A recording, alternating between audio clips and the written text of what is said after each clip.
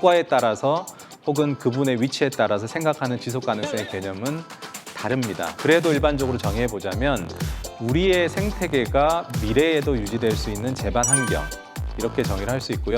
한마디로는 미래의 유지 가능성, 이렇게 정의할 수 있는데요. 그래서 많은 사람들이 이 ESG와 지속 가능성의 차이점 혹은 유사점에 대해서 이렇게 얘기를 내리는데, ESG라고 하는 세 가지 렌즈를 가지고 지속 가능성을 들여다본다라는 게 가장 이제 적합한 표현이다. 전 세계의 95% 혹은 99% 거의 모든 기업이 ESG와 직접적인 영향이 있을 수 있다, 이렇게 이제 얘기되는 거죠.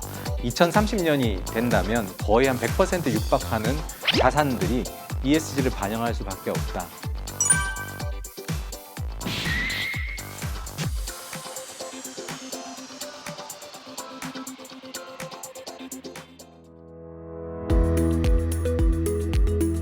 자, 여러분 대단히 반갑습니다. 지성학2 담당 교수 이두형입니다.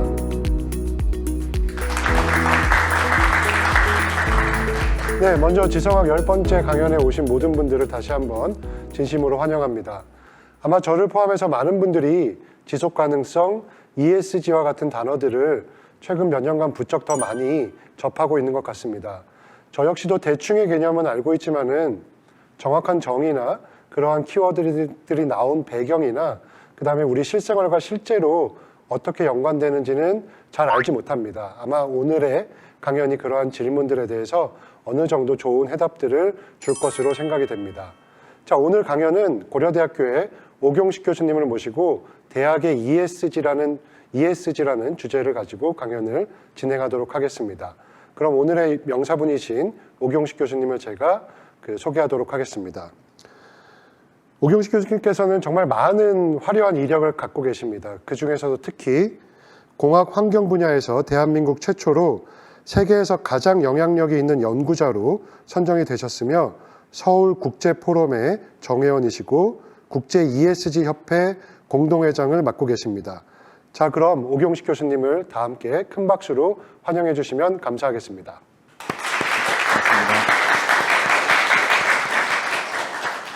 네, 안녕하세요 여러분, 반갑습니다. 저 고려대학교 환경생태공학부의 오경식 교수입니다.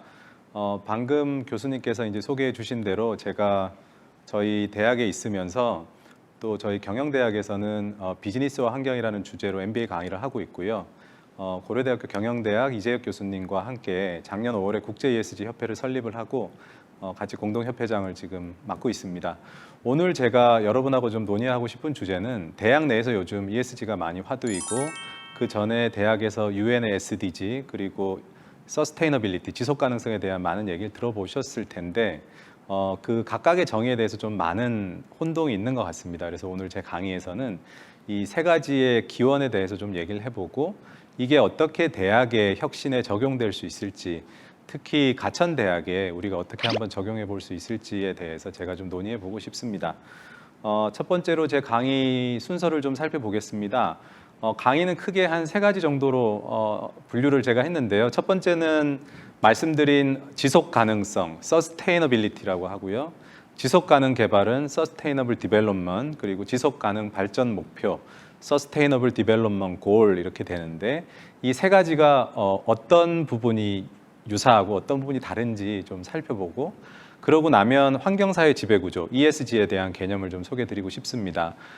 강의 중반부에서는 실제로 그 ESG에 대한 베스트 프랙티스를 좀 공유하고 싶은데, 첫 번째는 기업의 ESG, 여러분 아마 3, 4학년 학생분들도 많으실 텐데 이제 졸업하고 아마 창업이나 취업 관련된 고민이 많으실 거예요. 물론 이제 대학원도 가시겠지만 대표적인 플라스틱을 좀 주제로 잡아서 지속 가능한 플라스틱 관리 방안을 어떻게 기업들이 하고 있는지 해외 주요 기업의 사례들을 좀 살펴보고, 그러면 대학의 경우에 ESG 베스트 프랙티스는 뭐가 있을까? 올해 9월에 전 세계 최초로 출범한 미국 스탠퍼드 대학의 지속가능 대학 사례를 좀 살펴보고, 마지막으로 지금 가천대의 ESG 혁신에 이런 것들이 어떻게 적용될 수 있을지 좀 논의해 보려고 합니다. 네, 그러면 제 강의를 시작하도록 하겠습니다. 첫 번째는 지속가능성과 지속가능 개발인데요. 강의에 앞서서 제가 이 아주 예전 보고서 원문을 이렇게 찾아서 올려뒀습니다. 혹시 여기 계신 분들 중에 이 보고서를 보신 분들도 계시겠지만 여기 보고서에 보시는 것처럼 이 보고서의 제목은 The Limit to Growth, 우리말로 하면 성장의 한계라는 보고서인데 연도를 한번 보시면 이 보고서 출판 연도가 1972년 이렇게 되어 있네요. 저보다도 저하고 비슷한데요. 저보다 조금 빠릅니다. 그래서 이게 이때 당시가 어떤 시대냐면 인류가 이제 달에 가서 달 착륙을 할 수 있다. 그래서 우리가 인간이 정말 많은 걸 할 수 있다. 거의 무한 도전, 무한 발전 이런 것들이 이루어지고 있던 시기에 이탈리아의 한 사업가가 우리가 이렇게 급속하게 공업화를 하게 되면 환경이 오염되고 지구라는 것은 유한한데 우리 지구에 영향을 주지 않을까? 이런 문제의식을 가진 사업가가 경영학자 그리고 저 같은 이제 환경과학자, 공학자, 교육학자 등을 모여서 로마에서 회의를 했습니다. 이걸 우리가 클럽 오브 로마라 해서 로마 클럽 이렇게 번역을 하는데요. 이 로마 클럽이라는 것은 인류의 위기에 대한 그 프로젝트를 수행한 것으로 굉장히 유명한데요. 이 프로젝트가 여러분 제가 만든 PPT 오른쪽에 보면 제이 포레스터라는 교수님 사진입니다. 이 교수님께 그 당시 MIT에 재직하셨는데 이 교수님께 로마 클럽에서 이거에 대한 연구를 해달라고 부탁을 했고요. 이 보고서의 저자로 나와 있는 분들은 이제 주저자분들은 교수님의 제자들이고요. 우리가 흔히 알고 있는 시스템 다이내믹스를 연구하는 그런 그룹인데요. 이 그룹이 그때 당시에 컴퓨터 모델을 개발해서 이와 같은 상황이 지속됐을 때 100년 뒤에 지구는 어떻게 될지를 예측하는 그런 시뮬레이션을 그때 당시에 했습니다. 그래서 바로 이 보고서가 로마 클럽에서 제안한 보고서이고 그 보고서의 우리말 번역이 성장의 한계라고 이렇게 번역이 되고 있는데요. 이 성장의 한계는 업적으로는 위기에 대한 인식과 공감도 매우 중요하다 이렇게 보시면 될 것 같습니다. 그래서 우리가 지속 가능성이라는 개념이 어디에서 처음 나왔냐라고 얘기를 할 때 많은 얘기를 할 수 있겠지만 바로 이 성장의 한계라는 이 보고서에 sustainability, 지속 가능성이 중요하다는 걸 처음으로 이제 언급했다.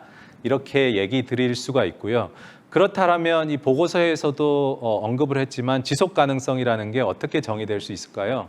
혹시 여기 계신 분 중에 한번 정의를 해보시거나 혹은 저희 강의에 이제 참석하신 많은 학생분들이 계실 텐데 제가 강의 때 잘 하는 거지만 5초 드릴 테니까 각자 정의를 한번 생각해 보시면 좋을 것 같습니다. 네. 생각 한번 해보셨어요?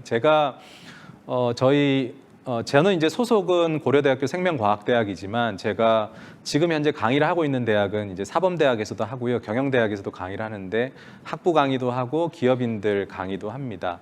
그러면 지속 가능성에 대해서 정의해 보라는 걸 제가 많이 여쭤보는데 아주 많은 인원들한테 물어보더라도 얘기하시는 정의가 다 다른 거죠.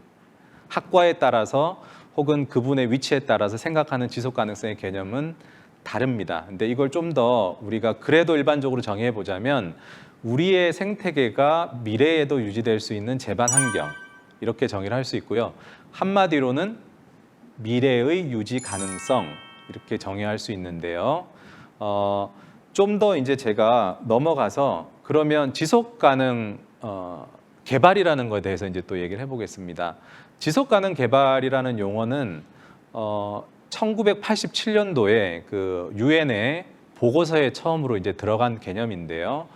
여러분 지금 오른쪽 위에 보고 있는 분이 그 노르웨이 총리를 역임한 브룬트란트라는 분입니다. 아마 성함은 다 들어보셨을 텐데 1983년 당시 이제 유엔에 올라와 있는 사진이거든요. 그때 당시 모습이시고 유엔 총회를 하면서 세계 환경 개발 위원회라고 하는 위원회를 출범을 시키고요.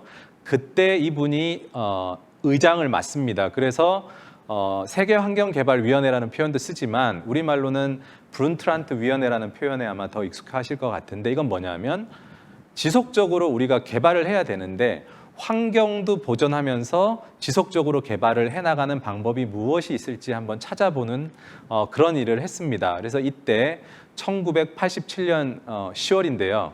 이때 Our Common Future, 우리말로는 우리 공동의 미래라는 아주 중요한 보고서를 출간하게 됩니다. 그 보고서를 뒤져보시면 그 보고서의 챕터 중에 서스테이너블 디벨롭먼트에 대한 얘기가 있습니다. 지속 가능한 개발이 처음으로 정의되고 도입된 보고서다 이렇게 얘기할 수 있고요.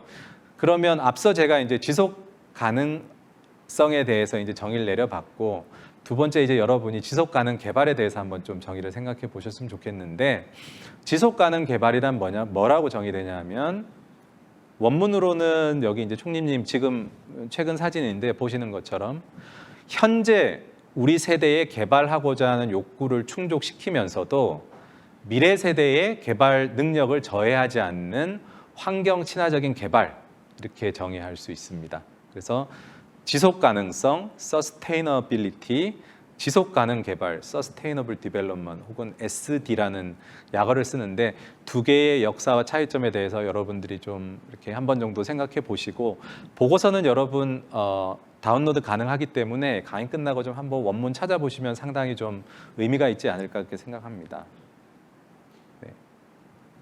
네, 지금 여러분이 보시면 이게 이제 보고서 원문이고 제가 어젯밤에도 한번 다시 봤었는데 이 보고서에 보시면 지속 가능성을 크게 세 가지의 필라로 구분하는데 필라라는 게 기둥이잖아요. 그래서 이 지속 가능성을 큰 우산이라고 한다면 중간에 우리가 얘기하는 환경이라는 필라가 있고요. 왼쪽에 사회라는 필라, 오른쪽에 경제라는 필라. 그래서 환경과 사회와 경제학적인 관점에서 지속 가능성을 정의할 수 있는 거죠. 그래서 여러분이 지속 가능성을 얘기할 때는 세 가지 관점에서 얘기하는 게 상당히 중요하다라고 얘기할 수 있을 것 같고 여러분의 전공에 따라서 여러분 제가 이렇게 기존에 강의했던 걸 보니까 이제 경영학과 학생도 있었고 도시계획, 조경학하는 학생도 있었고 굉장히 다양한 전공이 있는데 여러분 전공에서 여러분이 졸업하고 계속 공부를 하시거나 혹은 취업을 하시거나 창업을 하실 때 우리 쪽에서는 이 필러에 어떻게 내가 기여할 수 있을지에 대해서 좀 생각을 해보시면 가천대 전체의 지속 가능성에 대한 답이 나올 것 같거든요. 가천대는 이미 그 ESG 센터가 설립이 돼 있고 ESG 관련된 활동을 굉장히 많이 하고 있어서 여러분 홈페이지 보시면 ESG 혁신에 대한 내용도 이렇게 언급이 되어 있었습니다. 이 세 가지 필라를 여러분 이렇게 어떤 관계로 보실 수 있을까요? 포함의 관계로 보면 가장 넓은 거는 뭐 환경이라고 얘기할 수 있을 것 같고요. 그 환경 안에 우리 사회가 들어가 있을 거고 그 안에 이제 경제 활동이 들어간다 이렇게 얘기할 수도 있습니다. 네. 그러면 제가 지금 두 가지에 대해서 정의를 했고 이제 좀 중요하게는 두 개념을 포함하는 지속 가능 발전 목표. 사실은 지속 가능 개발 목표, 지속 가능 개발, 지속 가능 발전이라는 용어는 혼재돼서 사용이 되는데요. 대한민국 정부 홈페이지에 보면 지속 가능 발전 목표라는 표현을 공식적으로 쓰고 있기 때문에 제가 우리말로는 지금 이렇게 표현을 썼고요. 영어로는 Sustainable Development Goal이 되는 거죠. 지속 가능한 발전을 하기 위해서 우리가 잡은 목표가 되는 겁니다. 그래서 지속 가능 발전 목표는 몇 개가 있죠? 여러분 잘 아는 것처럼 17개의 목표가 있는데요. 2015년에 제70차 유엔 총회에서 2030년까지 달성하기로 결의한 의제인데 그 의제의 가장 중요한 건 뭐냐면 Leave no one behind, 단 한 사람도 소외하지 않는 것. 그래서 인간, 지구, 번영, 평화, 파트너십이라는 5개의 영역에서 인류가 나가야 할 방향을 17개의 골로 분류를 했고요. 이 17개의 목표가 다시 169개의 세부 목표로 제시되기도 하는데 경우에 따라서는 18번째 골을 많이 얘기하거든요. 예를 들어 베트남이라는 국가가 있다면 베트남이라는 국가는 우리 국가에 맞는 골이 있겠죠. 그걸 보통은 18번째에 보이지 않는 골이라고 얘기하는데 가천대에도 가천대만의 SDG가 있겠죠. 그게 18번째 골을 한번 만들어 보는 것도 상당히 의미가 있을 거라고 저는 이제 생각합니다. 이런 그 대학의 지속 가능 발전 목표 관련해서 여러 가지 분석 툴이 있는데 제가 뒤에 말씀드리겠지만 지속 가능성이라는 것은 상당히 모호한 개념이에요. 300명에게 지속 가능성을 정의하려면 아마도 300개의 다른 정의가 나오겠죠. 그래서 이걸 정량적으로 평가하기가 굉장히 어렵기 때문에 데이터에 기반한 지속 가능성을 평가하게 되는데 그때 환경과 사회와 지배구조라는 세 가지 필러를 씁니다. 그게 바로 E와 S와 G라고 하는 오늘의 주제가 될 텐데요.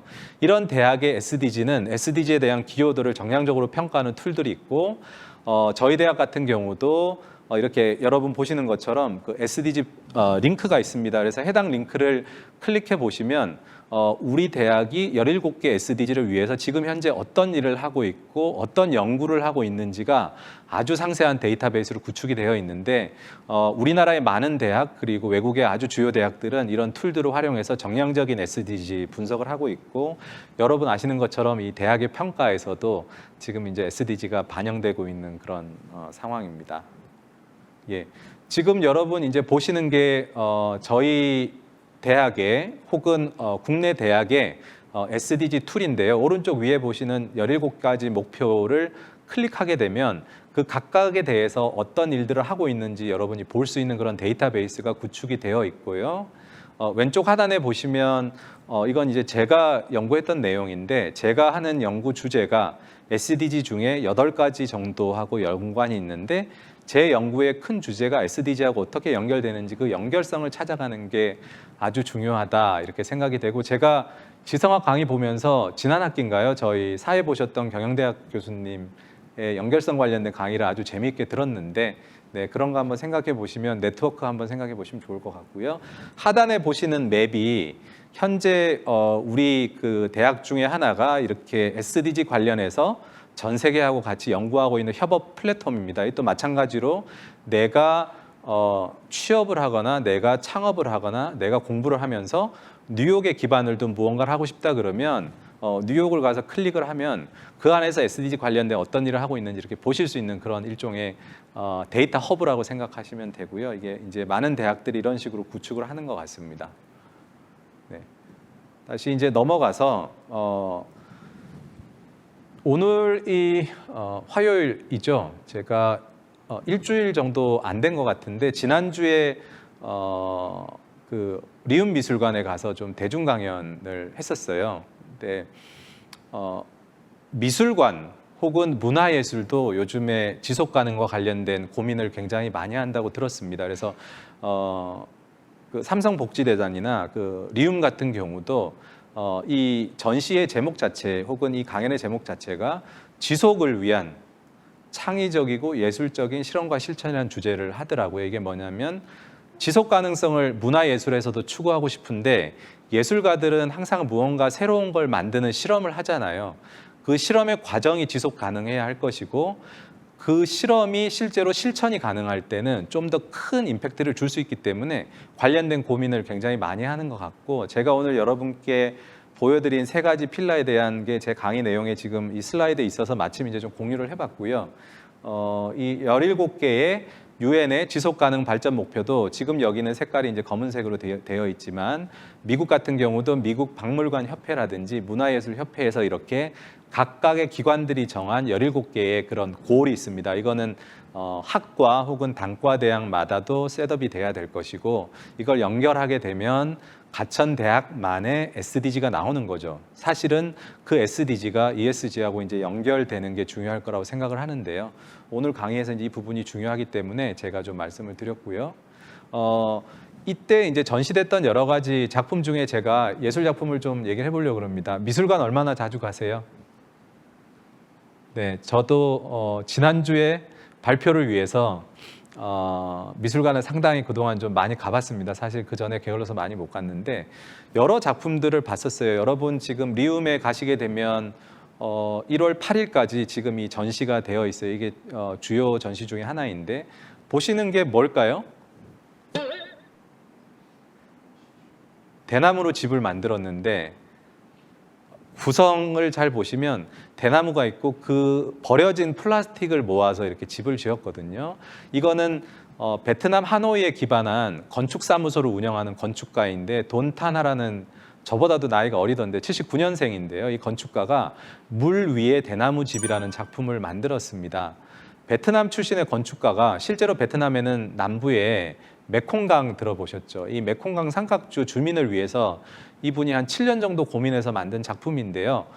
제가 봤을 때는 지속 가능성 측면에서 가장 그 지속 가능성을 잘 추구한 예술 작품 중에 하나지 않을까 싶어서 올려뒀고 환경과학을 하는 제 관점에서 말씀드리면 실제 메콩강 지역은 기후변화 때문에 해수면이 계속 이렇게 상승하고 있는데 저소득층이 한 수백만 명 되고 최근 보고에 따르면 해수면이 한 1m 정도 올라가게 되면 이 지역 주민의 50%가 침수될 수 있다는 굉장히 충격적인 보고서들이 나오고 있습니다.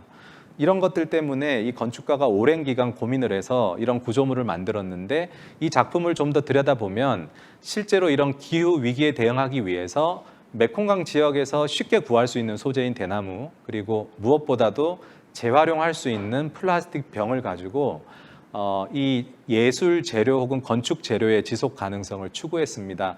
이때 겐코 쿠마 겐코 교수님도 같이 이제 얘기를 했었는데, 메콩강 자체가 실제는 플라스틱 오염이 극심하죠. 그래서 각종 국제기구나 환경단체들이 플라스틱을 수거하고 있는 그런 지역으로 분류되는데, 바로 그 지역에 버려진 플라스틱을 이용해서 지역에 있는 대나무를 이용해서 이런 수상가옥을 만드는 건 실현 가능성이 매우 높고 지속 가능성이 매우 높은 그런 예술 작품이라고 생각이 되고, 가천대학의 큰 장점 중에 하나는 종합대학으로 문화예술이 굉장히 강한 그런 대학이죠, 여러분. 그래서 여러분이 속해 있는 단과대학이 공과대학 혹은 여러 대학으로 분류가 될 수 있는데, 그 연결성을 보시는 게 저는 개인적으로 이렇게 무엇보다 중요하다고 생각하고, 지성학 강의를 제가 이렇게 쭉 보면서도 다양한 학과에서 이렇게 많은 인원들이 참여해서 뭔가 연결성을 찾아보는 게 좀 좋지 않을까, 그런 생각을 좀 해봤습니다.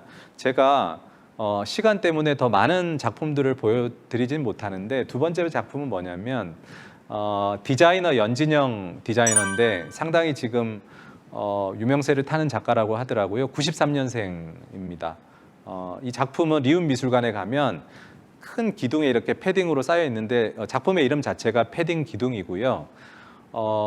우리나라 그 큰 대기업이죠. 대기업에서 이 제공을 했는데, 이렇게 버려지는 혹은 가치를 잃은 재료를 업사이클링하는 것과 관련된 일을 하고 있습니다.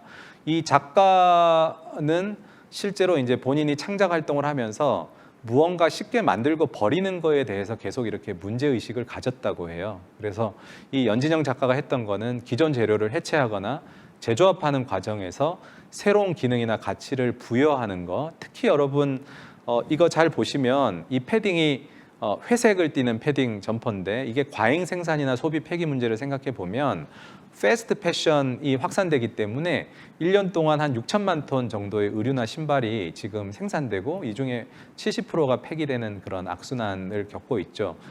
더군다나 많은 스타트업에서 이런 업사이클링 연구를 하는데, 이 작가가 제가 좀 좋았던 건 뭐냐면, 전시회에 쓰인 패딩이 한 300벌 정도 되는데, 이거를 끝나게 되면 이 작품이 패딩을 자르거나 그런 게 아니기 때문에 물리적으로 해체해서 다시 입을 수 있는 거기 때문에 인도적인 목적으로 기부해서 사용을 하고, 우리나라 큰 기업들하고 이런 컬라보를 하고 있는데, 바로 이런 부분들이 여러분 전공에 따라서 경영학부터 다양한 전공들이 이렇게 융합해서 좀 시너지를 낼 수 있는 그런 주제가 아닐까, 이렇게 한번 생각해 봤습니다.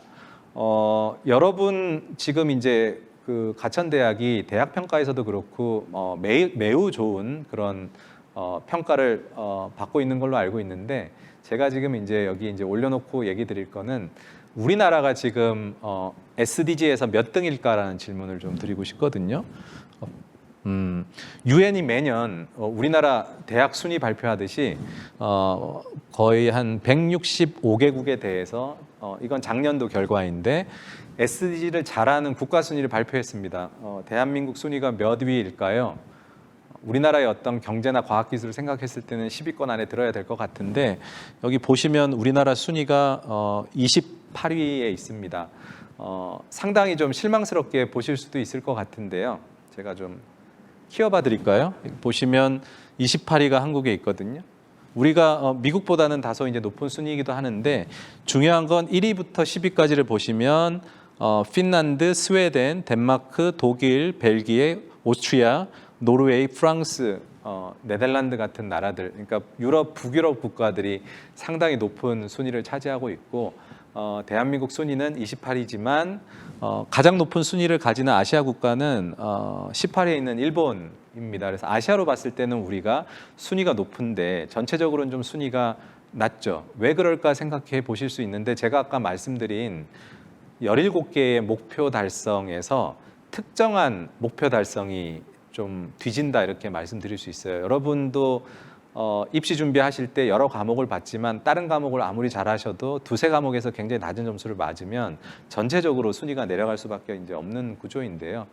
SDG 대시보드를 한번 봐보시면 우리나라가 지금 보시면 화살표들이 있는데요. 화살표가 밑으로 내려가거나 붉은색으로 쳐 있는 게 뭐냐면 가장 나쁜 최악의 성적을 보여준 그런 SDG가 되는데 여러분 여기 보시면 대한민국은 붉은색으로 가장 낮게 나와 있는 게 뭐죠? 15번. 그렇죠?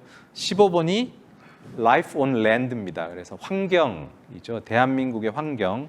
그 중에서도 물 환경이 아닌 랜드니까 육상 생태계 혹은 토양 환경이라고 얘기할 수 있는데 대한민국이 환경적인 측면에서 SDG를 좀 상당히 낮은 평가를 받고 있다라고 볼 수 있습니다. 우리나라의 거꾸로 얘기하면 국가 경쟁력을 높이기 위해서는 환경에 그 많은 투자가 필요하다. 대학도 앞으로는 환경과 관련해서 그만큼 많은 노력이 필요하다. 이렇게 제가 주장을 할 수 있겠죠. 네.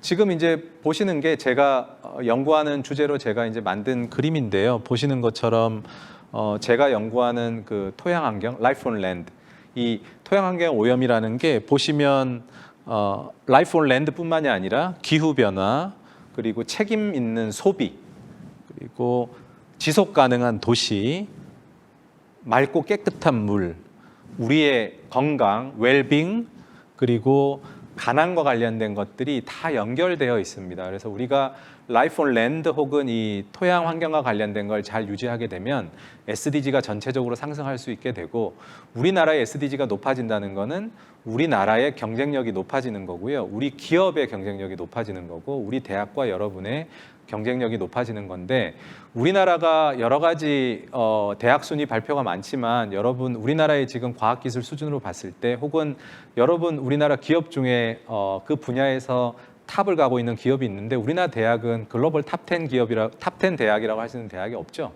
그것도 이런 측면에서 사실 좀 제가 얘기를 드릴 수 있는데요. 이 부분은 이따가 가천대 혁신 얘기할 때 좀 더 자신 있게 제가 좀 설명을 드릴 자료들이 있습니다.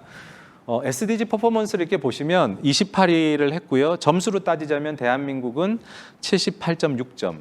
대한민국의 발목을 잡고 있는 낮은 평가를 받은 SDG 지표는 환경과 관련된 거. Life on Land 15번, 14번, Life Below Water. 이게 작년의 상황이고요. 그러면 올해는 어떨까요? 올해는 대한민국이 28위에서 27위로 한 계단 상승은 했지만 여전히 전체적으로 낮은 순위, 물론 아시아에서는 굉장히 높은 순위지만 27위를 했고요. 점수는 77.9점을 받았고요.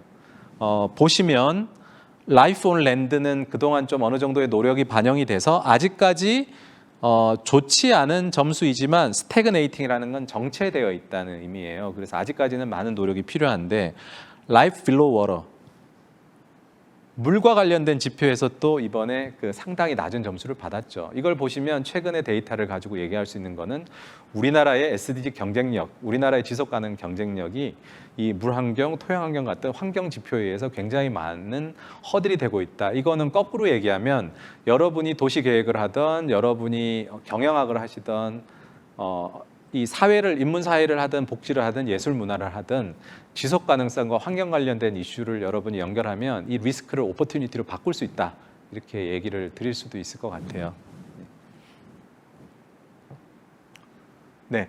요게 이제 제가 말씀드린 건데 좀 더 구체적으로 여러분이 도대체 라이프 온 랜드에서는 뭐가 안 좋았을까 보고 싶다면 생물 다양성 같은 걸 얘기할 수 있죠. 사실 오늘 사회 보신 교수님이 전공하시는 분야 중에 하나인데도 이 생물 다양성이라는 게 아시아 국가가 급격하게 발전을 하면서 상당히 낮아졌습니다. 그래서 이런 생물 다양성이 우리나라 전체 경쟁력의 허들이 되는구나.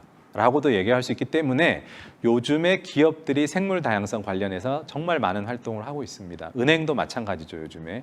예전에는 은행이 돈을 빌려줄 때 단순히 기업이 재무제표가 좋으면 돈을 빌려줬는데요. 요즘은 이산화탄소 배출을 많이 하면 돈을 빌려주는데 대출 이자를 더 많이 주죠.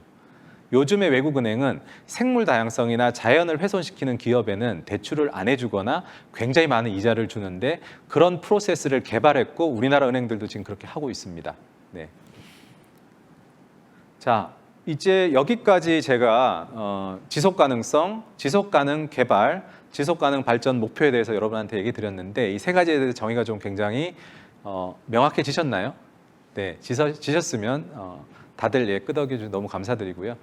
지셨으면 제가 강의를 그래도 여기까지는 무사히 넘어갔다 이렇게 볼 수 있겠네요. 제가 이 강의 이제 오늘 강의의 이제 제일 중요한 하이라이트인데 ESG에서 얘기할 텐데 사실 ESG에 대해서 얘기 드릴 게 많지만 강의 시간이 상당히 이제 제한적이고 아까 제가 말씀드린 대로 국제 ESG 협회에서도 저희 협회가 공동협회장이 있는 게 경영대학의 경영학적인 관점에서의 ESG가 있을 거고요. 지금 저는 환경을 하는 사람으로서 환경 생태학적인 관점에서 이 필라에 중점을 둔 ESG를 얘기를 드리고 있는 겁니다. 그래서 그런 부분에서는 관점이 조금 다를 수 있다라고 생각을 해주시고요. 자, 그러면 앞서 말씀드린 것처럼 지속 가능성과 ESG는 뭐가 다를까요? 이제는 다시 5초를 드릴 테니까 한번 좀 고민해 주시겠어요? 네.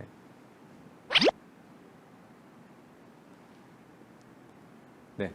제가 여기 지속 가능성에 대한 논문들을 찾아보니까 잔스턴이라는 학자가 지금으로부터 15년 전에 발표한 논문이에요. ESPR이라는 저널에 발표를 했는데 그때 당시에 본인이 조사했을 때 학자들이 300개 이상의 데피니션을 냈다는 거죠. 무슨 얘기냐면 너무나도 추상적이고 모호한 개념이라 이 개념이 확산되기에 굉장히 허들이라는 거죠. 왜냐하면 뭐든지 정량적이지 못하면 이걸 실천하기가 상당히 어렵거든요. 반면에 ESG라는 건 어떻게 정의되는지 제가 사실 교과서도 찾아보고 여러 자료를 찾아봤지만 여기 리차드 그레고리라는 교수가 굉장히 명확한 얘기를 했고 이게 제가 이 교수랑 개인적인 퍼스널 커뮤니케이션에서 이제 됐던 내용을 정리를 해봤는데 반면에 ESG라는 건 뭐라고 썼죠? 데이터에 기반한 측면의 지속 가능성이다. 그럼 여러분 어떻게까지 얘기할 수 있어요? 지속 가능성과 ESG는 같다. 이렇게 얘기할 수도 있겠죠. 바로 이 부분을 제가 좀 얘기 드리고 싶은 건데요. 지속 가능성이라는 거는 하나의 큰 우산이라고 보면 그 지속 가능성을 들여다보는 세 가지의 렌즈가 있을 거예요. 그 렌즈가 환경, 저같이 환경을 생각하는 사람은 환경적인 잣대로 우리 기업이나 우리 국가를 평가할 수 있는 거죠. 그 잣대가 플라스틱을 환경 문제로 볼 수도 있을 거고요. 온실가스 배출을 환경 문제로 볼 수도 있을 거고 폐기물을 환경 문제로 볼 수도 있고 생물 다양성을 문제로 볼 수도 있어요. 이거는 투자자의 관점에 따라서 다 다른 거예요. 그래서 ESG는 사실은 투자자 관점에서의 지속 가능성이라는 게 이제 보통 경영하시는 분들의 이제 얘기라고 드릴 수가 있는데 마찬가지 사회나 지배 구조도 사회와 지배 구조를 들여다보는 렌즈가 있어요. 그래서 이 세 개의 렌즈를 가지고 지속 가능성을 들여다보면 제가 말씀드린 17가지의 SDG가 그 안에 쌓여 있다 이렇게 보시면 되고요. SDG에 따라서 물과 관련된 걸 예로 들어볼까요? 물과 관련된 건 여러분 환경 이슈이기도 하지만 사회적인 측면의 이슈이기도 하죠. 소비와 관련된 건 어떨까요? 사회적인 이슈지만 가버넌스 측면에서도 아주 중요합니다. 그래서 어떤 SDG는 2개 이상 복수로 들어가기도 하는데요. 여러분 지금 바로 보시는 이 그림이 오늘 강의에서 가장 중요한 개념이다 이렇게 제가 말씀드릴 수 있고 바로 이걸 설명하기 위해서 제가 앞에 굉장히 장황하게 한 20분 이상을 투자를 해서 이 세 가지를 그 시간의 순서에 따라서 이렇게 쭉 말씀드리고 ESG가 시간의 순서에서는 가장 최근에 나온 개념이다 이렇게 말씀드릴 수 있을 것 같습니다. 네. 그래서 많은 사람들이 이 ESG와 지속 가능성의 차이점 혹은 유사점에 대해서 이렇게 얘기를 내리는데 보시면 내용은 조금씩 다르지만 그 ESG라고 하는 세 가지 렌즈를 가지고 지속 가능성을 들여다본다라는 게 가장 이제 적합한 표현이다라고 말씀드릴 수 있을 것 같고요. 아주 최근이죠. 올 10월 초에 ICGN이라고 하는 국제 단체이죠. 에서 서울 컨퍼런스를 개최했는데 ESG와 관련된 올해 있었던 여러 행사 중에 가장 중요성이 큰 행사라고 제가 이제 말씀드릴 수 있는데 이때 논의됐던 내용 중에 하나가 뭐냐면 국제감사기준인증위원회라는 게 있어요. IASB. 그때 탐 사이덴슈타인 의장도 왔었고요. 영국의 재무보고회라고 해서 FRC라는 게 있는데요. 그때 규제기준 담당하시는 분이 오셨고 또 국제지속가능성기준위원회 ISSB에서도 위원이 오셨고요. PwC에서도 오셨는데 이 지속가능성 공시가 어떻게 앞으로 변화될까에 대한 어떤 큰 논의를 했는데 이게 뭐냐면 여러분 이제 기업들이 지속가능 보고서를 내는 거 아시죠? 기업들이 재무제표를 내는 게 아시죠? 궁극적으로 어떻게 논의됐냐면 앞으로 이 지속가능성이 기업의 재무제표에 반영이 돼서 통합보고서로 나간다는 거죠. 중요한 거는 언제냐의 문제지 이건 이미 결정된 거예요. 그래서 그만큼 제가 말씀드린 지속가능성, 이 환경과 관련된 이슈들이 기업의 지속성, 기업의 생존에 직접적으로 영향을 미치는 그런 시대가 되었습니다. 그래서 여러분의 전공과 상관없이 이 환경 문제를 연결시키는 것이 무엇보다 이렇게 중요하고 대학에서도 그런 노력이 중요해지기 때문에 우리 대학의 평가를 SDG로 하는 거죠. 대학을 SDG로 평가한다는 게 ESG와 어떻게 연결되는지 여러분들이 이제 충분히 이제 생각해 보실 수 있을 거라고 생각합니다. 네. 그러면 이런 ESG는 어떻게 평가하고 어떤 방법을 쓸까요? 뭐 많은 얘기를 해볼 수 있는데 자, 금융에 대해서 우선 한번 얘기를 해볼까요? 금융 관점에서는 이 금융기관이 금융 비즈니스 과정에 대출해주거나 투자할 때 그 기업에 대해서 ESG를 고려한다는 거죠. 작년 말 그 한국 사회 책임 투자 포럼에서 발간한 2020 한국 ESG 금융백서 최신 보고서인데 이 보고서에 따르면 대한민국의 ESG 금융 규모가 531조 원이라고 합니다. 이거는 ESG 관련된 투자, 채권 발행, 대출, 금융 상품을 다 포함하는데요. 도이치뱅크 같은 경우는 ESG 의무가 유지되는 경우에 2035년까지 ESG 투자 규모가 160조 달러로 성장한다. 이게 무슨 얘기냐면 이 시점이 되면 전 세계의 95% 혹은 99% 거의 모든 기업이 ESG와 직접적인 영향이 있을 수 있다. 이렇게 이제 얘기되는 거죠. 2030년이 된다면 거의 한 100% 육박하는 자산들이 ESG를 반영할 수밖에 없다. 이렇게 말씀드릴 수 있고 그렇기 때문에 우리 대학에서는 이 지속 가능성 관련된 게 중요하다라고 밖에 이제 제가 그렇게 강조를 할 수 있을 것 같습니다. ESG 관련해서 여러분들이 이제 연구를 하게 되면 여러분 전공에 따라서 이제 뭘 할지 많이 고민하시는 것 같아요.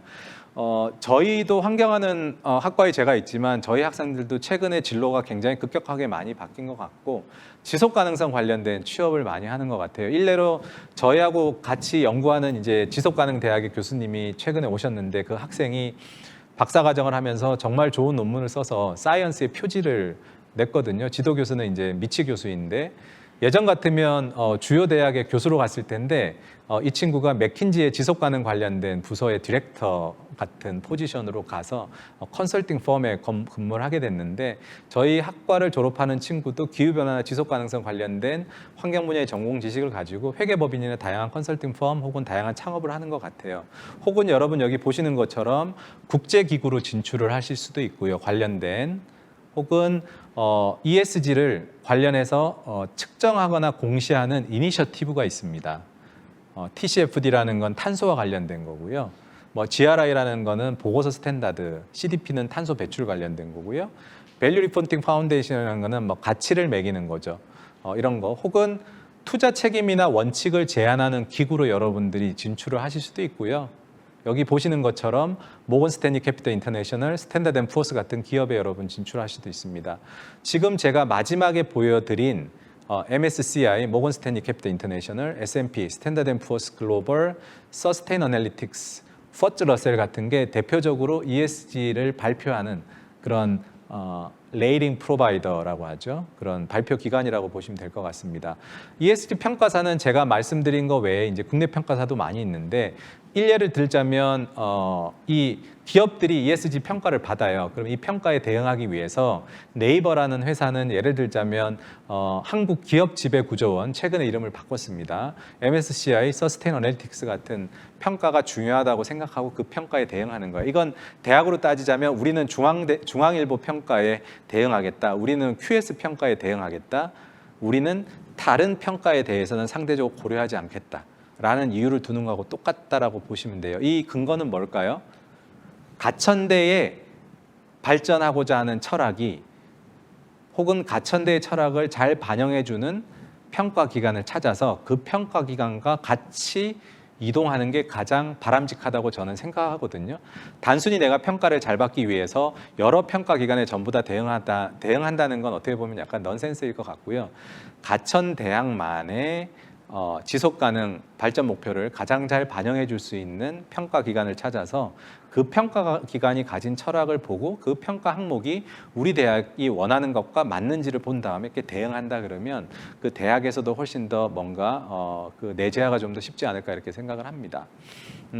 지금 이제 평가사도 뭐 SK 같은 경우는 한국기업지배구조원, MSCI, 서스테인 어널리틱스, 뭐 다우존스, SI, S&P 글로벌, 포츠 러셀, 블룸버그, 탐슨 로이터스 같은 굉장히 다양한 평가사에 대응을 하기도 하고요. 롯데를 예를 들어볼까요? 롯데 같은 경우는 자본시장의 신뢰도나 활용성이 높은 기업으로 이제 MSCI 인덱스를 일종의 그 중심이 되는 인덱스로 적용한 다음에 이걸 가지고 국내외 대표 ESG 공시나 평가 기준과 연계성을 반영하고 기업마다 평가에 대응하는 게 다 다른 거죠. 그게 바로 여러분이 앞으로 진출할 수 있는 어떤 루트가 될 수 있다고 이제 저는 생각을 해서 여기 올려놨고요.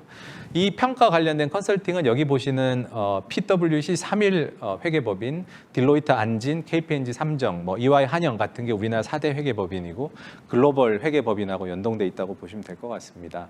평가사에 대한 얘기를 좀 해볼까요? 제가 말씀드린 것처럼 여러분 지금 오른쪽 위에 보시는 그 그림이 뭐냐면 블룸버그, 모건 스탠리 캐피털 인터내셔널, 레피니티브라는 세 개 평가사를 A 평가사, B 평가사, C 평가사로 블랭크 처리를 한 다음에 그 평가사들이 발표한 평가 결과 ESG 종합 점수와 그 평가사들이 발표한 이 필라 점수가 어떤 상관이 있는지 분석을 해보는데 굉장히 재밌는 게 한 평가사는 이 필라의 평가 점수하고 ESG 평가 점수가 아무런 상관이 없게 나오는 거죠. 나머지 두 개는 어느 정도 관련성이 있는데 하나의 평가사는 굉장히 높은 관련성이 있어요. 어떤 평가사가 잘 됐고 어떤 평가사가 잘못됐다고 얘기할 수 있을까요? 그렇게 얘기는 힘들어요. 우리가 여기서 알아야 될 거는 각각의 평가를 하는 평가사들이 어떤 고유의 철학을 가지고 어떤 평가 항목을 중요시하는지를 파악을 해야 되는 거거든요. 그래서 지금 보시는 거는 뭐냐면 이산화탄소 배출을 많이 하는 왼쪽 그림, 밑에 그림이 X축은 점수이고요. Y축은 이산화탄소 배출량입니다. 이산화탄소 배출을 많이 하면 많이 할수록 기업 평가가 더 좋아지는 상당히 그 넌센스 결과를 보실 수가 있죠. 예.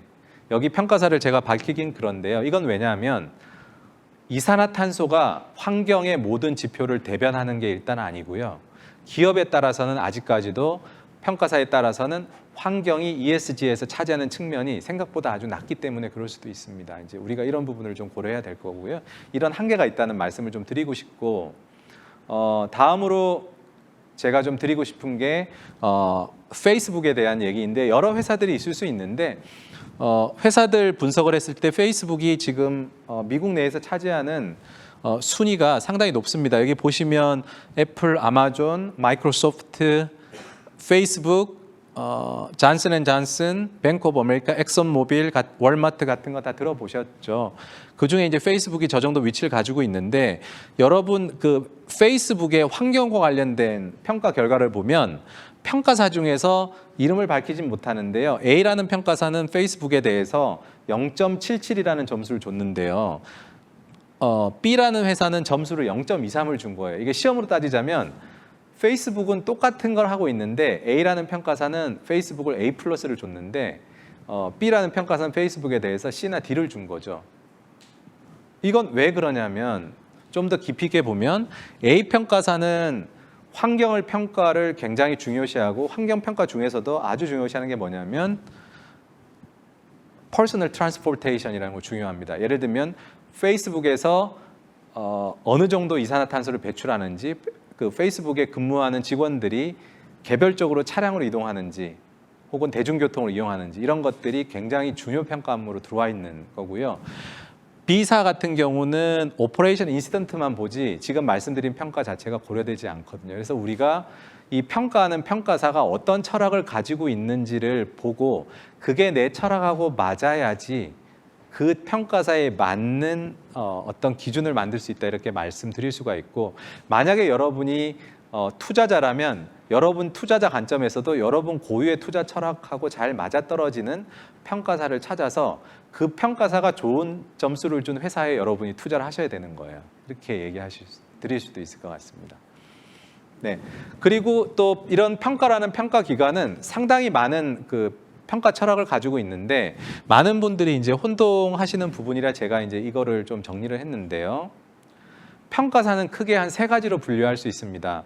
예를 들자면 여러분 지금 아시는 평가사 중에 블룸버그나 탐슨 로이터스 같은 평가사는 평가사 중에서도 피라미드의 가장 하단에 있는 평가사인데 이게 뭐냐면 펀더멘탈이죠. 펀더멘탈은 뭐냐면 탐슨 로이터스나 블룸버그 같은 평가사는 대중한테 공개되어 있는 굉장히 객관적인 자료만 수집해서 시스테매틱한 분석을 통해서 객관적인 자료를 내는 그런 회사이고요. 여러분이 알고 있는 대부분의 회사에 들어가는 모건 스탠리 캐피털 인터내셔널, 서스테인 어널리틱스, 비주어 아이리스 같은 회사들은 뭐냐면 객관적인 자료도 이용하지만 각각의 회사들에 대해서 설문조사를 한다거나 회사의 어널리스트가 고유의 철학을 가지고 주관적으로 평가한 주관이 들어가서 객관적, 주관적인 평가가 다 같이 반영된 그런 평가사라고 보시면 됩니다. 그리고 가장 상단에 있는 스페셜리스트라는 건 뭐냐면 CDP 같은 게 대표적인데 CDP는 카본 디스클로저 프로젝트라고 해서 탄소 배출에만 아주 타겟팅이 되어 있는 그런 평가사 혹은 이퀄립은 뭐냐면 직장 내 성다양성이나 평등만을 촉진하는 그런 평가사. 그래서 아주 특정 주제에 대한 이제 평가를 하는 거죠. 바로 그 2020년으로 돌아가면 이때가 ESG가 대세가 된 전 세계적으로 대세가 된 해고요. 이때 로베코 셈이라는 그 이 큰 평가사의 지속가능 통합부서의 총괄이 뭐라고 얘기했냐면 전 세계가 2020년은 ESG의 해이다 이렇게 정의를 했습니다. 외국하고 마찬가지로 2020년부터 ESG가 경영의 화두가 되고 여러분 돌아가서 작년 우리나라 기업 주요 기업의 회장의 인사말을 보게 되면 거의 대부분의 회장의 인사말이 ESG와 관련된 얘기를 하고 있고 바로 올해 여러분 한번 찾아보시면 거의 모든 대학에서 주요 대학에서 ESG 위원회를 만들거나 ESG 센터를 신설해서 혹은 SDG 센터를 만들어서 ESG와 SDG 관련된 이제 중요성에 대한 얘기를 하고 있는데 바로 그런 것들이 이렇게 다 연결된다고 보시면 좋을 것 같아서 ESG라는 개념이 여러분들하고 아주 직접적인 연관이 있다고 저는 이렇게 말씀드리고 싶습니다. 네, 여기까지 이제 Sustainability 그리고 Sustainable Development 그리고 SDG, ESG 의 4가지 중요한 개념을 정리를 해봤고 여러분 아마 이 개념에 대해서 이제 아주 확실하게 이해를 하셨을 거라고 믿습니다. 제가 남은 시간은 한 10분 정도 해서 그 기업에 대한 어떤 그 베스트 프랙티스, 대학의 베스트 프랙티스를 좀 짧게 좀 소개해드리고 싶은데요. 첫 번째, 기업의 베스트 프랙티스. 많은 기업들이 플라스틱 관련된 일을 하잖아요. 플라스틱을 생산하는 기업도 있겠지만 플라스틱을 재활용하는 기업도 있고요. 플라스틱 때문에 문제가 되는 회사도 있죠. 네. 그런 기업들이 왜 이 플라스틱과 관련된 대응을 할까요? 바로 여러분 보시는 것처럼 대부분의 평가사가 환경 관련된 평가 항목에 플라스틱을 평가하기 때문입니다. 플라스틱이 어떻게 평가되죠? 패키징, 플라스틱 포장재와 관련된 걸 어떻게 포장했느냐가 기업의 평가 항목에 들어가요. 그렇기 때문에 우리가 패키징을 개선하게 되면 기업의 평가 점수가 올라가고 기업의 지속 가능성이 올라가기 때문에 우리 기업이 100년 뒤에도 살아남을 수 있는 기업이 될 수 있는 거죠. 그렇게 이해를 하시면 좋고요. 그래서 이 지속 가능성에 대한 어떤 소비자 인식을 최근에 이제 조사한 걸 보시면 대학생들, 바로 여러분들을 대상으로 했을 때 여러분들이 이제 ESG를 만약에 아는 분들이라고 했을 때 뭐라고 얘기했냐면 80% 정도가 제품을 선택할 때 ESG 경영을 고려하는지를 살펴본다. 그리고 만약에 ESG 경영을 제대로 하는 기업이라면 설령 내가 조금은 가격이 높더라도 지불하고 구매할 의사가 있다. 제가 지성학 강의를 유튜브로 보면서 배웠는데 플렉스라는 용어를 쓰시더라고요. 최근에 그렇게 얘기하실 수 있죠, 그죠? 예, 이렇게. 그리고 최근에 이제 이재승 삼성전자 사장이 뭐라고 했냐면 소비자들이 바로 여러분들이 자신이 선택이 환경에 이제 어떤 영향을 미칠지를 점점점 관심을 기울이는 시대가 됐고요. 일상생활에서 다양한 친환경 활동을 여러분들이 이제 실천하고 있다. 그래서 국내에 이 환경 문제가 육체적, 정신적 건강의 조화를 추구하는 생활 방식에 영향을 미친다라고 생각하는 사람이 한 80%가 넘기 때문에 전체적으로 환경적으로 지속 가능한 소비를 할 의향이 있다. 이런 이제 결론들이 나오고 있습니다. 코카콜라 얘기를 한번 해볼게요. 여기 코카콜라 혹시 한 번도 안 먹어봤다? 없으시죠? 네, 다 드셔보셨을 거예요. 뭐 즐기시지는 않으시겠지만 코카콜라 회사가 ESG 평가를 그렇게 잘 받지 못하는데 그 여러 이유가 있을 수 있겠지만 주로 많이 공격당하는 게 여기 보시면 플라스틱을 오염시키는 최악의 회사 중에 부동 1등입니다. 네, 뭐 여러 가지 분류가 있겠지만 그러면 코카콜라는 회사는 지속 가능하지 못해서 벌써 망했어야 될 건데 아직 굉장히 오랜 기간 살아남아 있죠. 왜일까요? 코카콜라는 회사는 예전부터 그 회사의 중대성 평가를 통해서 이 플라스틱과 관련된 혹은 물과 관련된 게 우리 회사의 아주 큰 리스크이고 이해관계자에 있어서 중요 리스크라는 거를 인식을 하고 오랜 기간 동안 대응을 했어요. 여러분 이게 중대성 맵이라는 건데 왼쪽이 뭐냐면 이 코카콜라에서 봤을 때 이 X축의 가장 상단에 가장 오른쪽에 있는 게 패키징이죠. 플라스틱 패키징. Y축이 뭐냐면 이해관계자예요. 그래서 우리 소비자도 포함하는데 우리가 중요하게 생각하는 게 코카콜라가 이 플라스틱 패키징을 개선하지 않으면 우리가 소비하기 좀 어려울 수 있잖아요. 그래서 코카콜라는 여러 가지 이유로 패키징을 가장 중요하게 생각했기 때문에 그 패키징에 대해서 연구를 한 거죠. 그래서 코카콜라가 내린 결론은 뭐냐면 패키징, 플라스틱은 우리 회사의 큰 리스크다. 그러면 이 리스크가 우리가 관리할 수 있는 리스크냐, 관리해서 해결이 안 되는 리스크냐 고민했을 때 관리하면 해결이 되는 리스크라고 본 거예요.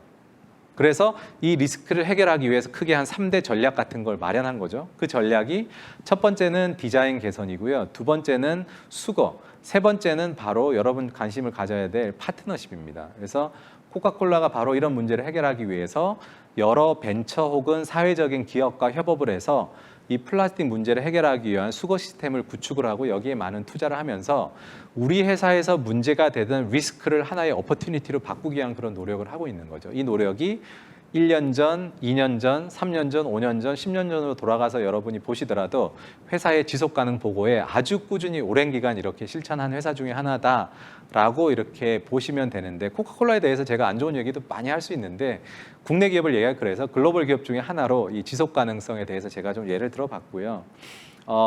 포스코 예를 들어볼까요?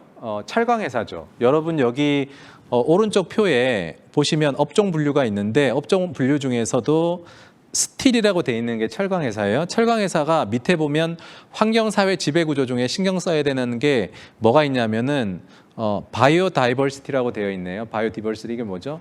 생물 다양성. 철강 회사가 이산화탄소를 많이 배출하느냐가 중요한 만큼 철강 회사가 생물 다양성에 영향을 주거나 좀 더 쉽게 얘기하자면 자연을 훼손하면 안 되는 거예요. 그래서 포스코 같은 그룹은 그걸 인지를 했기 때문에 생물 다양성이 중요하다라는 선포식을 하고 그게 회장을 통해서 직접 얘기가 되고 생물 다양성 문제를 글로벌하게 해결하기 위한 이니셔티브에 가입을 한 국내 최초의 대기업이 되는 거죠. 이런 식으로 각각의 기업들은 그 기업의 리스크를 해결하기 위해서 이런 활동들을 하고 있다라고 보시면 될 것 같고요. 제가 아까 말씀드린 대로 금융회사들도 우리나라 5대 금융이 하나도 빠지지 않고 생물 다양성과 관련된 이 큰 이니셔티브에 올해 상반기에 모두 가입을 하고 기업인들이 관련된 연구를 하고 있습니다. 제가 작년에 MBA 수업을 할 때 재무 관련된 MBA 분들이 30분 정도 계셨는데요. 그중에 이제 은행에 계신 분들이 계셨는데 아직도 연락을 하고 있는데 S은행 같은 경우는 사내에서 이 생물 다양성 관련된 스터디 동아리를 만들어서 TNFD 공부를 하면서 우리가 돈을 빌려줄 때 이 생물 다양성을 훼손하는 회사를 어떻게 찾아서 대출 포트폴리오를 개발할 수 있을까 이런 고민을 하고 있더라고요. 그래서 사실 은행과 환경이 상당히 거리가 멀게 여러분이 느끼실 수도 있지만 이렇게 굉장히 긴밀하게 연결된다라고 제가 다시 한번 말씀드릴 수 있을 것 같고요. 관련해서 뭐 카이스트도 그렇지만 최근에 금융권들이 이렇게 큰 돈을 내면서 대학에 이제 이런 문제들을 해결하려고 하는 거는 금융기관이 해결할 수 없는 부분을 대학이 할 수 있기 때문입니다. 그래서 바로 이런 부분이 우리 대학이 해야 되는 부분이라고 저는 이제 생각을 하고 있고요. 그러면 대학은 이제 어떤 노력을 하고 있을까요? 가천대학을 홈페이지를 제가 들어갔을 때 가천대학이 ESG 관련된 언급 그리고 지속가능성 SDG 관련된 활동들이 굉장히 많이 있어서 저는 굉장히 뿌듯했는데 올해 이렇게 9월에 스탠포드 대학이 미국에 있는 모든 고등 기관에 대해서 조사했을 때 단일 기관으로는 가장 큰 금액의 후원을 받았대요. 보통 우리가 단과대학 만들 때 후원 받으면 한 20억 혹은 200억 정도의 규모로도 충분히 만들지만 여기는 단과대학 하나 만드는데 2조에서 3조 사이의 돈이 이제 들어갔거든요. 그래서 단일 기부를 해서 이때 당시 바로 올해 9월 달에 그 지속가능 대학 스쿨 오브 서스테이너빌리티 그러니까 전 세계에 지속 가능성을 다루는 대학은 없었어요. 스탠포드에서 지금 2달 전에 처음으로 만들었거든요. 그래서 이 지속 가능성에 대해서 대학에서는 지금 움직이는 것도 충분히 발 빠르다고 저는 생각을 합니다. 이때 스탠포드 대학의 총장이 뭐라 그랬냐면 지식 생성과 영향력을 결합한 미래를 위한 학교를 설계했다. 그게 바로 지속가능성 대학 혹은 지속가능 대학이고요. 실제로 여러분 스탠포드 대학의 학과명이 9월 달에 오픈하고 나서 확실히 결정이 안 됐을 때 홈페이지상에 학과명이 어떻게 되는지 아세요? 학과명 굉장히 짧아요. 오션, Environment, Ecosystem, 환경 생태. 이게 이제 학과의 명이거든요. 해양 되는 거죠. 그래서 지속 가능 학과들. 그래서 이 스탠퍼드는 실제로 자연자원이나 기후변화, 생태 환경에 초점을 둔 학교 비전을 정하고 긴 과정을 거쳤는데 바로 이 단과대학에 우리가 얘기하는 경영학, 건설환경, 토목 이런 여러 전공들이 다 융합되어 있고 거기에 정책까지 들어가 있다 이렇게 보시면 되고요. 거기 인문사회 전공들도 다 포함이 된다 이렇게 보시면 될 것 같습니다. 지금 제가 이해하기로 제가 최근에 이제 가천대 홈페이지도 들어가 보고 바로 발표하기 어제 직전에도 이제 들어가 보고 제가 아는 그 가천대 교수님께도 이렇게 이제 여쭤도 보고 그래서 이 가천대가 쭉 겪어왔던 10년간의 어떤 개혁에 대해서 이렇게 제가 살펴보면서 국내에 있는 대학 중에 아주 빠른 기간에 이렇게 급격하게 성장한 대학 중에 하나라고 저는 이제 느꼈는데 그렇다면 지금 이 시점에서 이제 이미 그 정상 궤도에 들어온 대학 중에 하나죠, 그렇죠? 그러면 우리가 이제 여기서 더 올라가기 위해서는 무엇을 해야 될까? 제가 왜 자꾸 이 얘기를 할까요? 우리나라의 경쟁력이 이제는 대학의 경쟁력이 되는 시대이고요. 여러분 대학의 경쟁력이 여러분의 미래의 경쟁력이 되는 시대이기 때문에 여러분이 연결되어 있어요. 그래서 여러분 대학을 어떻게 발전시키느냐가 바로 여러분 미래하고 직결되는 일이기 때문에 그만큼 저는 중요하다고 생각을 해서 이렇게 말씀을 드립니다. 그래서 이런 제도들은 굉장히 좋은데 제가 여기서 이제 여쭤보고 싶은 거는 여러분이 가천대학의 구성원으로서 혹은 여러분 이 지성학 강의 수강하는 인원이 한 900분 이상 된다면 뭔가 설문조사를 한번 진행을 해서 여러분이 구성원으로서 생각하는 이 지속가능성이나 ESG에서의 어떤 중요 항목들에 대해서 중요도 맵을 좀 개발해 볼 수 있지 않을까? 그러면 가천대학은 여러분 구성원으로서 생각하는 가장 중요한 SDG가 무엇인지, 여러분이 생각하는 환경 분야의 중요 이슈가 플라스틱과 관련된 문제인지 이런 것들을 찾아내서 같이 해결하는 활동을 한다면 특정한 SDG에서 글로벌 탑5 안에 들 수 있는 대학이 충분히 될 수 있지 않을까 저는 이제 그렇게 생각하고 국내 대학도 마침 2개의 K대학인데 그런 국립대학 중에서도 특정 지표에 굉장히 많은 노력을 해서 글로벌 탑10으로 들어간 그런 대학들이 있거든요. 그래서 우리도 그런 노력들을 좀 해보면 좋지 않을까 하는 생각을 이제 해봤고요. 이게 비단 그 환경을 하는 저만의 문제일까요? 그렇지는 않다고 생각합니다. 제가 경영대학에서 MBA 과목으로 비즈니스와 환경이라는 과목을 개설하면서 많은 대학들을 들어갔는데 특히 하버드대학 경영대학 같은 경우는 이렇게 비즈니스와 환경이라는 이니셔티브가 있어서 기업의 활동이 환경에 영향을 주는 것도 중요하지만 이제는 환경이 기업에 영향을 주는 시대가 되었죠. 그런 시대가 되었기 때문에 이 두 가지를 같이 살펴보는 거예요. 그래서 이제 이런 프로그램들 여러분 예일 대학을 들어가면 예일 대학은 아주 예전부터 이 환경과 그리고 생태학과 이 경영학이 같이 결부된 그런 MBA 프로그램들이 있었어요. 그래서 그 중에서도 이 비즈니스와 환경이라는 그 센터가 있고 이런 센터가 굉장히 좋은 활동을 많이 합니다. 여러분 유펜의 와튼 스쿨을 들어가 보셔도 비즈니스와 환경과 관련된 혹은 지속 가능성과 관련된 이런 과정들이 있어요. 그래서 뭔가 요즘에 대학마다 이렇게 ESG 관련된 디그리, 마이크로 디그리들이 굉장히 많이 나오는데 그런 디그리들을 만들 때도 뭔가 이렇게 융합하는 거를 한번 좀 같이 고민해 보면 어떨까? 그러면 마지막으로 이제 제가 한 3분 정도의 시간에 가천대 ESG 혁신을 좀 얘기를 해봐야 될 것 같은데 지금 여러분 보여드리는 건 제가 이제 그 참여하고 있는 환태평양 대학 협회입니다. 이 협회는 국내는 이제 서울대, 연대, 고대가 가입을 했고요. 최근에 부산대학이 6번째 대학으로 들어왔고 네 번째, 다섯 번째는 카이스트 포항공대가 들어왔는데 이제 부산대학이 들어왔고 뭐 칼텍부터 시작해서 280명의 노벨상 수상자를 보유한 환태평양 지역 61개 대학의 연합체인데 대학생 숫자만 200만 명이 넘거든요. 그래서 뭔가 우리 가천대학이 이런 대학 협회 혹은 이런 대학의 컨소시움에서 어떤 특정 분야를 리딩하는 역할을 하면 좀 좋지 않을까? 저는 이제 그런 측면에서 좀 얘기를 해봤고 그 안에 네트워킹을 통해서 뭔가 더 많은 개발이 되겠죠. 지금 보시는 게 이제 저희 학교에서 제가 이제 이런 지속 가능성 교과목을 온라인으로 이제 만들어서 지금 영어로 진행을 하고 있는데 미국이나 외국에 굉장히 많은 학생분들이 들어오고요. 고려대학교에서는 학점 인정을 못 받았는데요.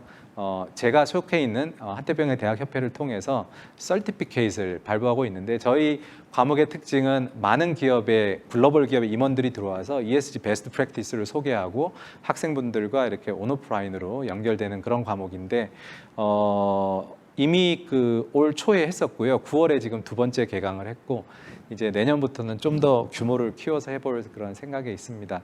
그리고 지금 말씀드린 게 이제 제가 진행하는 그런 이제 과목 관련된 건데 이렇게 융복합이 무엇보다 저는 중요하다고 생각을 하고요. 마지막으로 제가 이렇게 좀 고민해봤어요.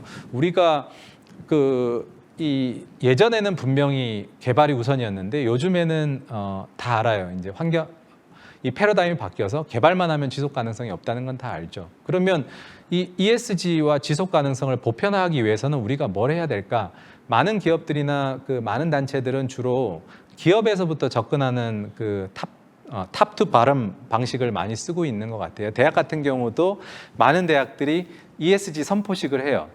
근데 사실 구성원들에 물어보면 학생분들은 공감대가 좀 없거나 대학은 ESG 선포식을 했는데 그 대학이 도대체 어떤 고를 이루기 위해서 ESG 선포식을 했는지 이해관계자인 학생은 모르는 경우도 많더라고요. 그래서 저는 사실 이런 탑 투 바텀보다는 바텀 투 탑이 중요하다고 생각을 하고 바로 이런 바텀 투 탑이 됐을 때 여러분들이 뭔가 메이저 역할을 하면서 교육 자체의 패러다임도 좀 변화시키고 그게 사회 전반의 기조도 변화시키고 이게 바로 종합대학으로서의 가천대학이 혹은 우리 종합대학들이 해나가야 할 길이고 그렇게 했을 때 우리 경쟁력이나 지속 가능성이 높아지는데 제가 이렇게 얘기하는 이유는 우리 대학이 더 많이 성장해야 우리나라의 경쟁력이 높아지기 때문에 제가 이제 계속 그런 부분을 좀 강조드리고 가천대 ESG 실천 공유 혁신 관련해서 제가 이제 굳이 설명은 안 드리겠지만 최근에 이런 활동들이 제 눈에는 굉장히 많이 들어왔고요.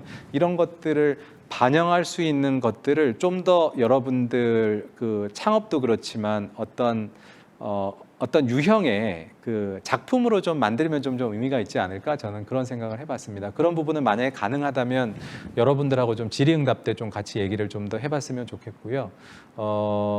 오늘 제 강의는 여기 지금 제가 마지막에 썼지만 가천대학이 가지고 있는 구체적인 SDG는 무엇일까?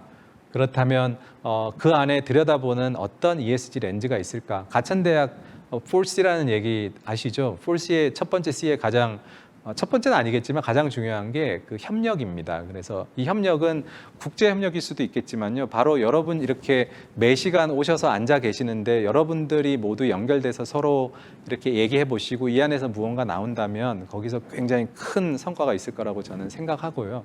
그런 측면에서 가천대가 지금 있는 단과대학이나 학부 그리고 가천대학이 가지고 있는 연구소들을 봤을 때 그걸 연결시켜 줄 수 있는 굉장히 큰 힘이 있다고 저는 느꼈고 사실 이 지성학 강의를 보면서 제 개인적인 생각이지만 좀 이 지성학 이 강의가 가천대만의 어떤 그 무언가를 좀 우리가 논의할 수 있는 그런 것도 저는 좀 필요하다고 생각해서 뒷부분에 제가 이걸 좀 논의해 보고 싶어서 사실은 시간이 되면 토의 때 좀 해보고 싶어서 넣었습니다. 여기까지 해서 저는 이제 발표를 마치고요. 제가 개인적으로 가장 좋아하는 작가 중 하나인데 여러분 생활하면서 여러분 이렇게 앉아 계시지만 여러분 학과나 대학이나 이렇게 끊임없이 경쟁하면서 사시지만 여러분이 여러분하고 혹은 여러분 동료하고 이렇게 비교한다고 해서 여러분이 지속 가능한 건 아니에요. 여러분 스스로 지속 가능하고 싶으면 여러분이 과거의 자신과 비교하고 내가 1학년 때, 2학년 때, 3학년 때 비교했을 때 여러분이 정말로 이렇게 나아져야만 진정으로 지속 가능하고 고귀한 사람이 될 수 있다. 제가 이렇게 생각해서 이제 이걸 넣어뒀습니다. 네. 오늘 강의는 이것으로 마치도록 하겠습니다. 대단히 감사합니다. 네. 네, 제가 이렇게 강의를 1시간 정도 딱 이제 맞춰 진행을 했는데 이제 남은 시간 여러분 좀 질의응답을 하고 싶어서요. 혹시 제 강의에 대해서 질문 있으시면 말씀해 주시면 좋을 것 같습니다. 질문은 오프라인, 온라인이 다 가능한 걸로 제가 이해하고 있습니다. 네, 네, 박상수님. 네. 설비서방공학과 박상수입니다. ESG 경영 마케팅을 하고 있는 스타벅스의 사례를 보면 오히려 그린워싱이라는 의견이 많습니다. 예를 들어 종이 빨대 제작 시에 플라스틱 빨대보다 온실가스가 5.5배 더 배출되고 리유저블 컵 생산 과정에서 일회용 컵보다 더 많은 이산화탄소가 배출된다고 합니다. 기업이 보여주기식의 ESG 경영이 아닌 환경에 실질적으로 도움이 되는 노력을 하기 위해서는 어떤 점이 필요한지, 또 소비자들은 어떤 방식으로 그린워싱과 ESG를 현명하게 구분할 수 있는지 궁금합니다. 네, 제가 그 강의 사실 보충 자료에 넣어놓은 내용이라 강의 자료를 좀 보면서 말씀드리면 좋을 것 같은데요. 지금 그린워싱이라는 건 사실 기업에서 가장 요즘에 많이 화두가 되고 있습니다. ESG에서도요. 예를 들어 볼까요? 모 기업이 있었는데 그 모 기업이 만든 어떤 플라스틱 문제를 근절하기 위해서 만든 어떤 국제 단체 같은 게 있었어요. 근데 그 단체가 최근에 그린워싱으로 분류가 된 거죠. 그 이유가 뭐냐면 그 단체가 실질적으로 말씀하신 것처럼 정말 그 지속 가능성 혹은 ESG에 대한 내부적인 어떤 큰 고민을 가지고 한 게 아니라 단순히 그 기업의 재무적인 어떤 것들을 향상시키기 위해서 겉을 그렇게 이제 포장한 거죠. 또 대표적인 예가 뭐냐면 많은 기업들이 완전히 분해되는 환경 중에서 완전히 분해되는 어떤 플라스틱을 개발했다라는 얘기를 많이 하는데 그 완전 생분해라고 하는 것도 사실은 상당히 제한된 조건에서 분해되는 제품임에도 불구하고 완전 생분해라는 표현을 쓰거나 혹은 물환경에서만 분해되는 제품을 완전 생분해라는 표현을 써서 마치 그 제품을 우리가 먹으면 소비자는 좀 만족감을 느끼고 기업 입장에서는 그걸 인해서 좀 더 많은 이익을 얻을 수 있는데 실제로 들여다보면 환경적으로는 어떤 긍정적인 영향도 없는 경우가 많습니다. 그게 대표적인 이제 그린워싱 사례로 분류가 되는데 제 강의 자료를 가지고 제가 좀 이렇게 말씀을 드려볼게요.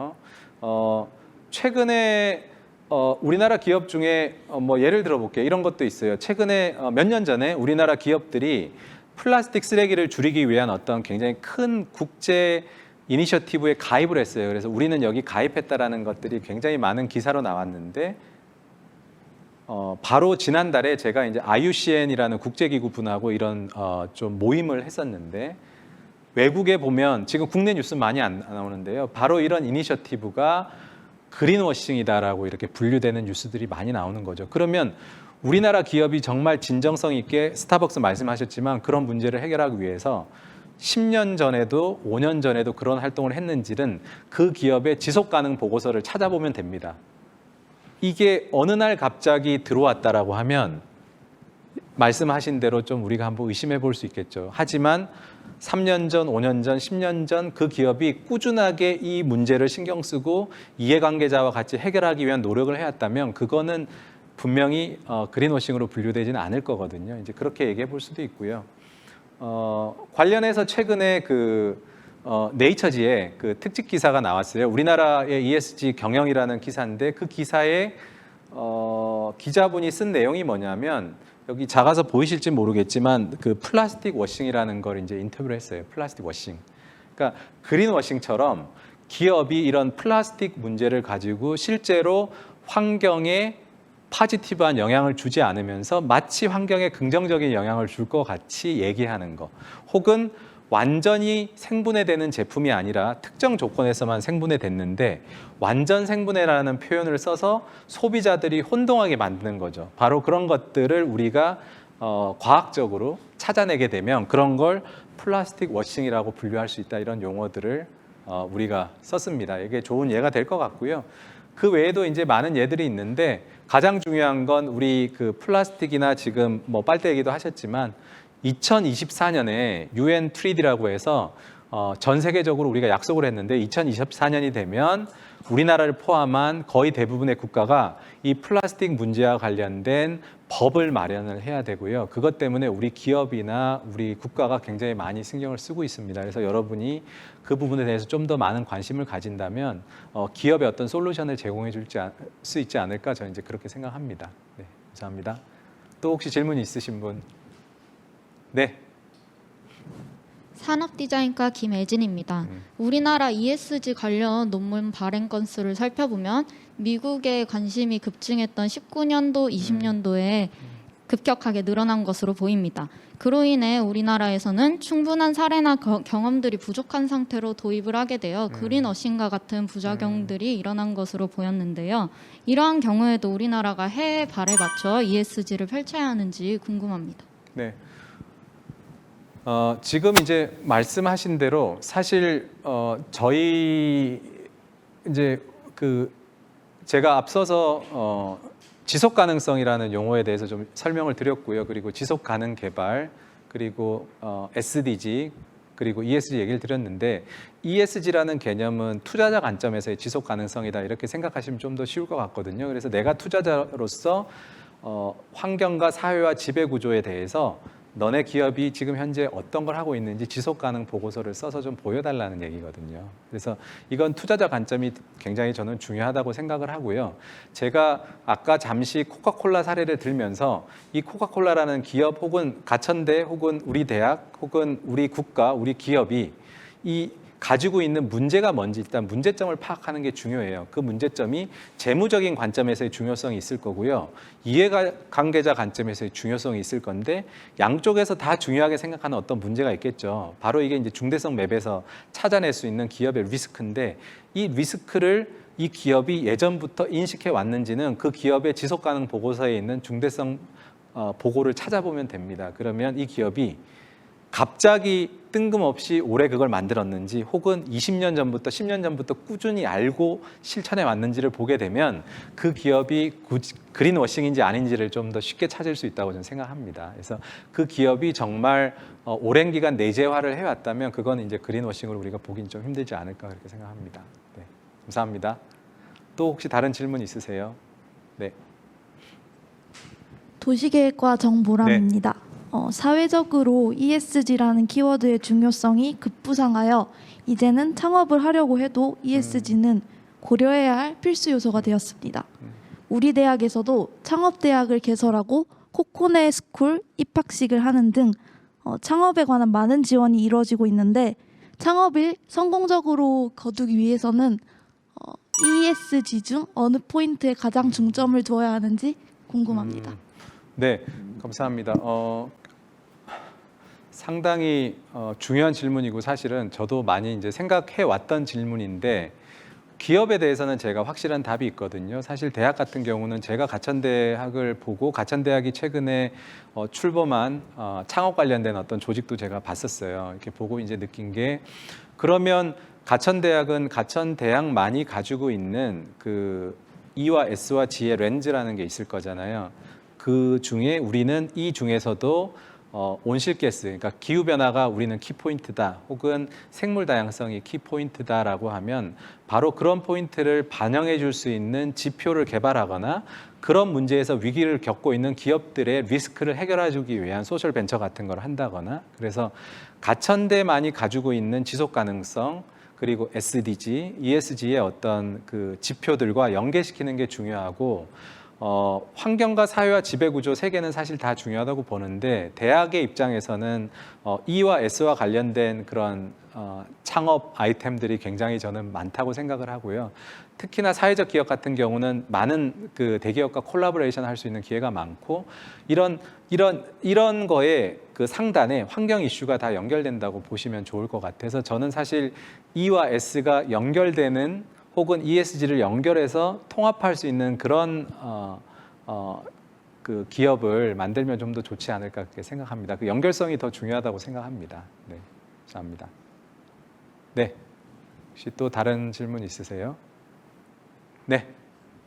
네, 안녕하세요. 법학과 이성아입니다. 저는 ESG 경영이 우리 사회에 불러온 변화에 대해서 좀 질문드리고 싶습니다.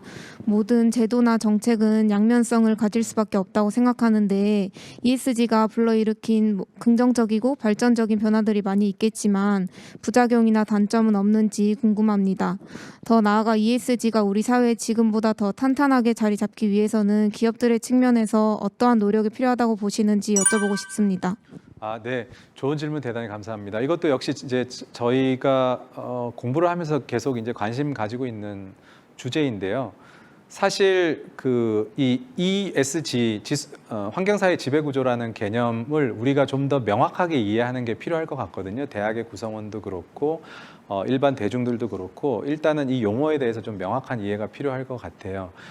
한 가지만 예를 들자면 아까 제가 말씀드린 SDG 중에 SDG 12번 같은 경우, 11번 같은 경우가 주로 이제 지속 가능한 사회 혹은 책임 있는 소비 관련인데 여러분이 뭔가 기업의 제품을 소비자로서 선택을 하실 때도 그 기업이 정말 ESG와 관련된 내재화되어 있는 어떤 활동을 하고 있는지를 보고 이왕이면 ESG 측면에서 좀 더 지속 가능성 있는 기업의 제품을 여러분이 선택해 주신다면 기업도 좀 더 내재화에 신경을 많이 쓰겠죠.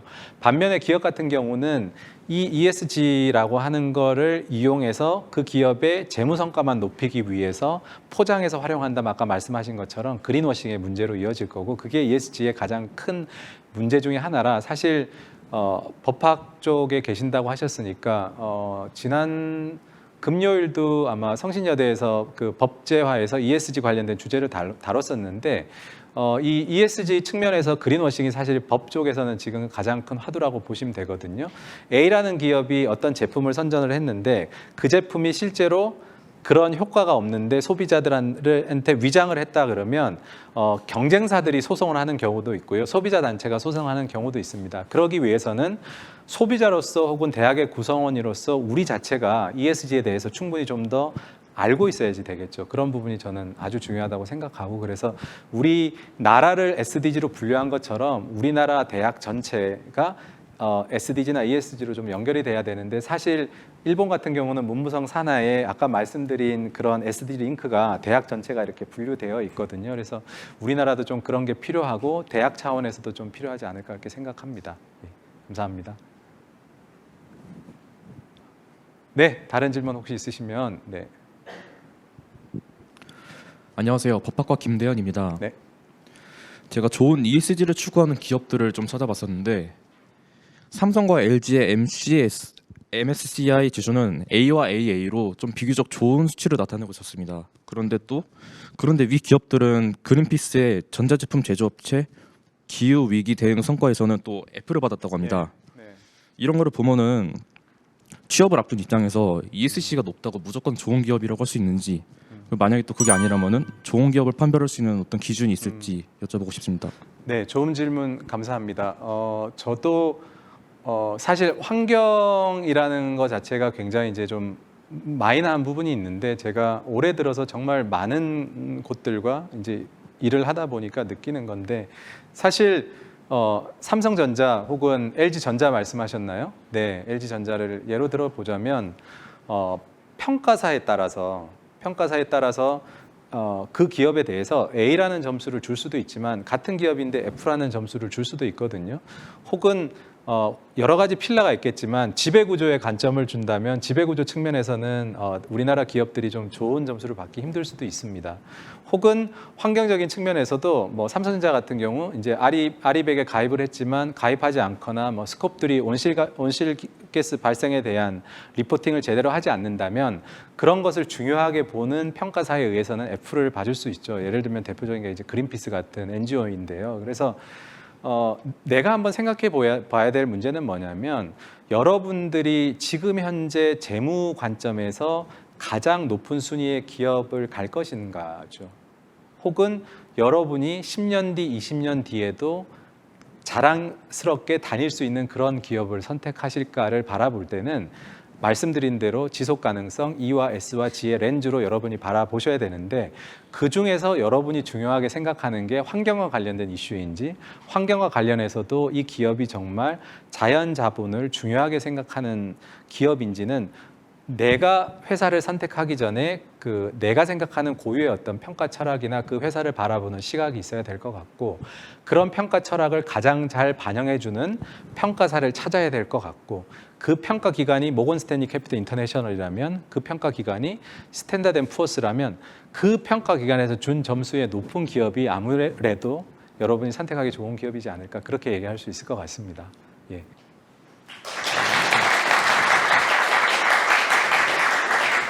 네, 오늘 교수님 강연에서도 말씀하셨듯이 아마 정말 다양한 학생들 그리고 대중 또 이해관계자들한테 강연을 하신 경험이 있으신데 오늘 또 감사하게도 저희 학교 학생들을 위해서 강연을 해주셨습니다. 정말 감사드리고 짧게 제가 소감을 한번 부탁드려도 될까요? 네. 오늘 강연 마치신. 네.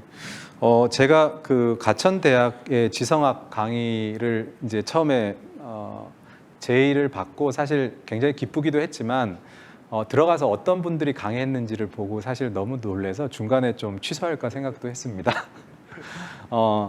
그러면서 이제 가천대 홈페이지도 사실 굉장히 많이 들어가고 유튜브에 들어가서 지성학 강의들도 거의 다 챙겨봤거든요. 보다 보면서 아 정말 이 지성학이라는 과목이 좋구나. 그러면 이 지성학 강의가 앞으로도 시그니처 강의로 계속 넘어가야 될 텐데 어느 시점에선가 좀 궁금한 게 제가 한번 설문조사를 좀 만들어서 구성원 여러분들한테 E와 S와 G에 대한 어떤 세부적인 항목들을 좀 조사를 해보고 가천대만의 중대성 맵을 한번 여러분들하고 한번 만들어 보면 어떨까 그런 약간 욕심이 생기더라고요. 그래서 제 소감이자 한번 간단하게 그런 제안을 좀 해보고 싶었습니다. 네, 네, 이상입니다. 너무 감사합니다. 좋은 말씀과 제안 다시 한번 감사드립니다. 저희 지성학 수업의 큰 목적 중에 하나는 학생들이 미래를 준비하는 데 있어서 마중물 역할을 하는 것입니다. 아마 그 여러 마중물이 있겠지만은 그 중에서도 꼭 우리가 알아야 할 지속 가능성과 ESG에 대해서 오늘 너무 잘 설명해 주신 오경식 교수님께 다시 한번 큰 박수 드리면서 오늘 10번째 강연 마치도록 하겠습니다. 대단히 감사드립니다.